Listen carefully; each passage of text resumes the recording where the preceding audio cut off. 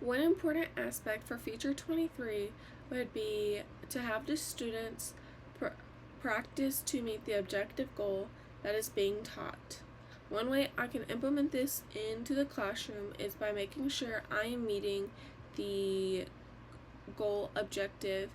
and giving plenty of opportunities to put what the students are learning into practice, whether that is having them do an activity or turn in talks. The important aspect for Feature 24 is to address the language objective during instruction and teach how to meet the language objective. I can implement this by making sure that I explicitly say the language objective during instruction and teach how to meet those expectations. The example the book gave was to retell a story, so you would have to teach how to retell in order for them to meet the language objective of retelling the story.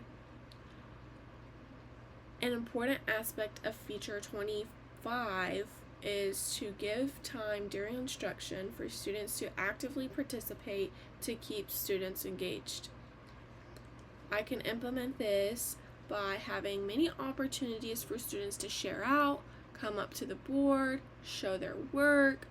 turn and talk, like share with a partner. An important aspect for Feature 26 is to find a pace that isn't too fast and that's giving out information too fast and not too slow, but it keeps the interest of students.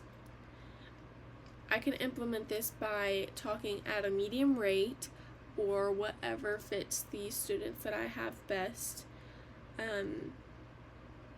space out the new information so it's not an overload of information all at one time and they have time to process what they just learned and the new information before the next new information comes out. Something I took away from the video was to have students read the objectives